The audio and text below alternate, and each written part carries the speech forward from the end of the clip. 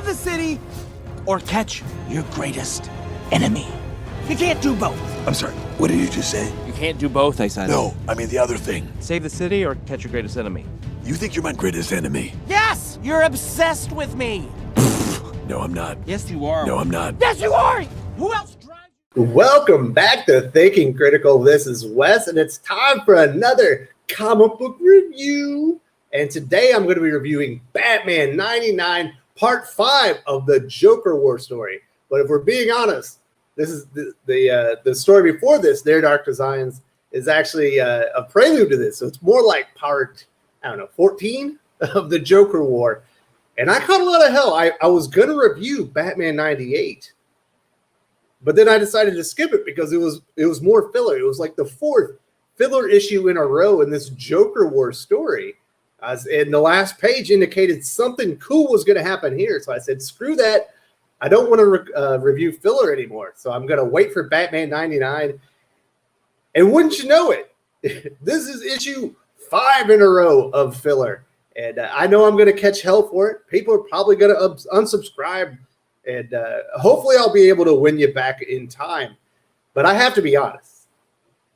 Tynion, he does this. I think his work on the Independents is much better. But when he works with Batman, he tends to tell these really slow, drawn-out stories. I mean, when's the last time Batman has done anything interesting in the Batman series? I think it was issue 93 or 94.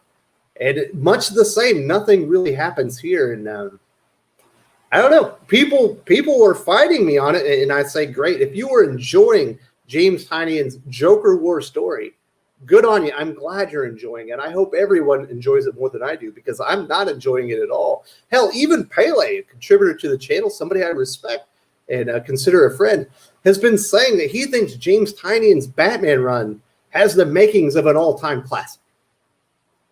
And if you enjoy really slow, drawn-out stories where Batman doesn't do much of anything, then this is absolutely a banger. But I'm not buying it, folks, and I'm going to tell you why. Like I said, because it's a very decompressed story. Obviously, the art has been amazing. Jorge Jimenez has been killing it from day one. He absolutely destroys it here as well. But before we get into the art, we're going to talk about a couple other things. If you're enjoying the content on the channel, if you're enjoying the reviews and you haven't subscribed, what are you waiting for? This is the time to subscribe to the channel. Give me a thumbs up if you enjoyed this content. Give me a thumbs down and kick me to the curb if you don't. Either way, I definitely want to hear your feedback in the comment section. I'm feeling much better now, so I'll probably actually be able to go and read all the comments and reply to them. I was definitely under the weather for the past few days, but apparently it was like a 48-hour bug, and everybody in the house is doing better. I do want to say thank you to all the well wishes and comments that I got from the video yesterday where people were concerned. Well, we're doing much better. So now let's get into this comic book. And I do want to say, judging by this cover, you're probably expecting Nightwing. That is a bait and switch, folks. There is no Nightwing in this comic book. Obviously, there is Dick Grayson, because we saw that in the pages of Nightwing 75 or 74. Dick Grayson returned. He got his memories back. Batman met him on the rooftop. But according to the cover, we were going to get Nightwing. No, we do not get Nightwing, but Batman apparently has been holding a case with the Nightwing costume under his cape and hands it to him at one point. So if that's why you bought the comic, because of the cover, you're going to be disappointed because it does not happen, folks. It was a bait and switch. And I do hate that. I just want to point that out there. Now, moving on to the good stuff, and it is absolutely art. Jorge Jimenez is killing it, and this is a boring story. This is a lot of exposition. It's basically Joker bloviating, and then kind of Batman bloviating, and then some interesting stuff happening. But he does his best. He does his damnedest, folks, to make this thing look badass. Look at this shot while Joker is bloviating about nothing. He sounds nothing like his character, and we're definitely going to get into that. But look at this great picture of the city is completely under destruction.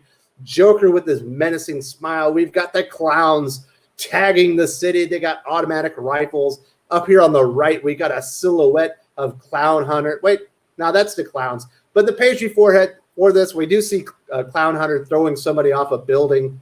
And It looks great. If I could score this comic book on the visuals alone, it's a 5-star comic. But unfortunately, I also have to take into account the writing and the story.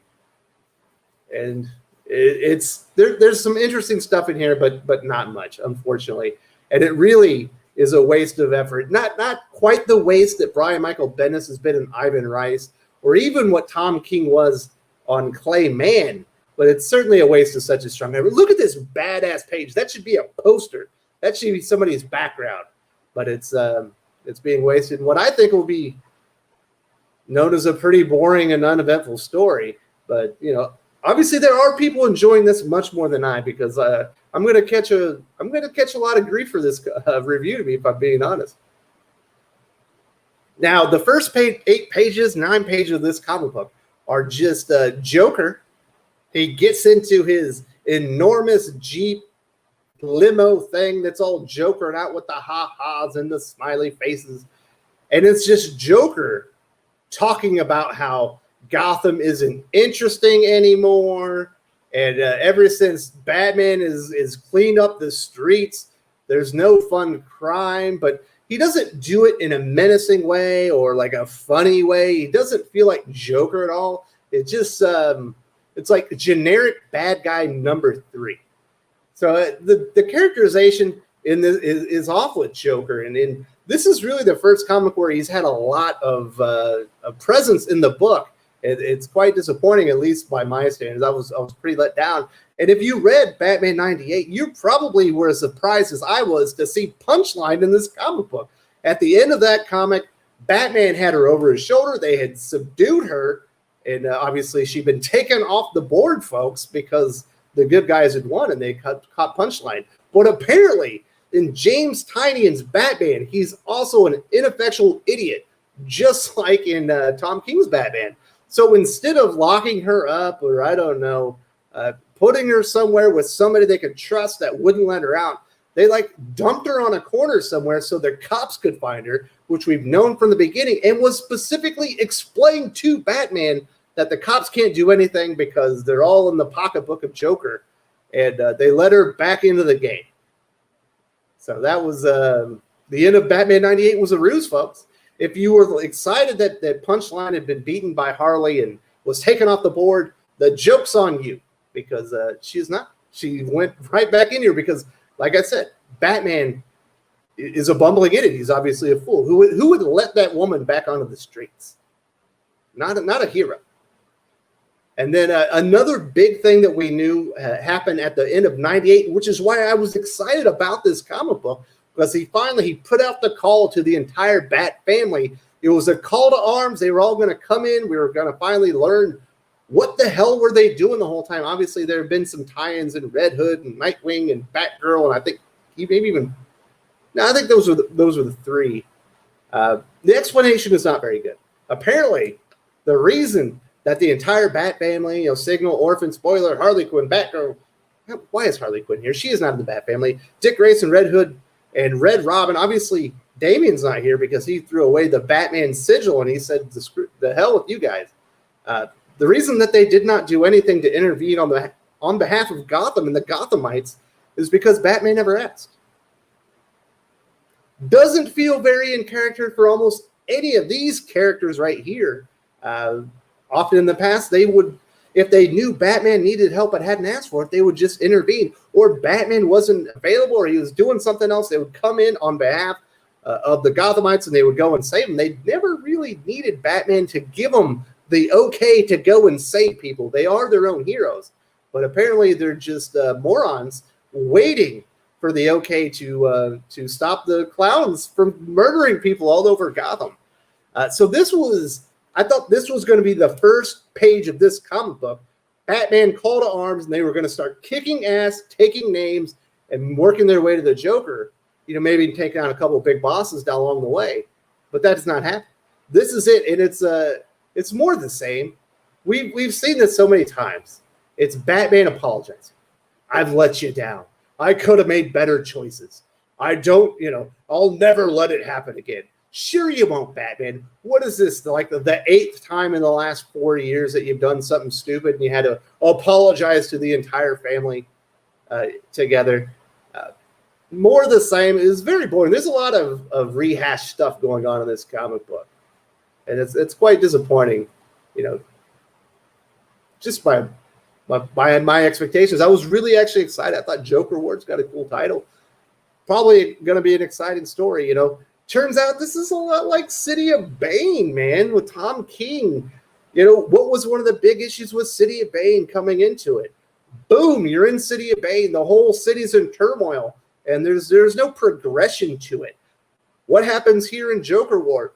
Boom, Gotham is in turmoil. Everybody is being murdered. Joker's taking over the whole city. There's no real progression to it. And I think that probably has a lot to do with the pacing issues with this comic. James Tynion never worked up to this moment, so he started out there, and he's just biding his time with filler until he gets there. Now, was some of it interesting filler? Yeah, I thought Alfred talking to Batman while he was hallucinating and being like that inner voice that gets him through all this was an interesting concept. Didn't need 4 or 5 issues to play out, in my opinion, but, it's an interesting concept. But basically, Batman's just been falling around doing nothing, and there's only 2 characters that have done anything meaningful really in Joker War within Batman: Harley Quinn and Punchline. I hate Harley Quinn, and we'll see. The jury's out on Punchline. I have a feeling they're going to shove her down my throat too, and I won't like that character either. So this was an enormous disappointment. I thought this was going to be the money shot, the beginning of the turnaround for this story, but it's not. It's just a Batman apologizing, Batman bloviating, and that's it. I guess you got to go back to the other tie-ins in the other series to see what they're doing, because they certainly don't show it here, other than Harley Quinn, of course. Now, getting to Harley, she wants to go with Batman. He says no. It turns out she's following him, and this is the most interesting part of this comic book, without a shadow of a doubt. Besides the art. The art's better, but as far as the writing, this is the most interesting part. And she's basically telling Batman, I'm here, and I'm going to put Joker down, because you're not doing your job. If we let him go this time, he's just going to up the ante. He's going to kill, more dozens and dozens of people the next time, because he's always got to go bigger. And that's absolutely in line with the way that they've been doing Joker lately. I hope they don't do anything with Joker for 5-10 years, and then come back to a Joker story, because every time they try to go bigger, and it's just, I don't know. They just lose the character. But she's like, I'm going to kill him. And Batman's like, no, you can't. She's like, fine. How about this? If he kills you, I'm going to kill him. And then also I'll be there. And if it looks like he's going to kill more innocent people in Gotham, I'll kill him. And he's still like, no. And then she's like, well, you're going to have to put me down, because I am going to do this. And he just walks away and doesn't put her down. So he's not going along with her killing Joker, but he's leaving her, in play, which I kind of like. This is definitely the highlight of the comic book. This is actually pretty cool. I don't like Harley, but I like this moment. So there you go. Even if you have a character I don't like, if you do it well, I will enjoy it. So this is the highlight of the comic. And then this is not the low light, but I think this was the supposed to be something cool and to really get you excited about the next issue. But this is a lot of stuff we've already seen. We've already seen a lot of animated corpses. He just had a Nightmare story arc within Tom King's run.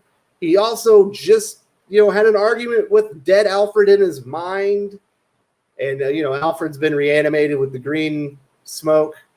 And Batman's going to have to put him down. I guess they dug him up at Wayne Manor. And then this other thing, I guess the Alfred Batman suit that we saw in the very first issue,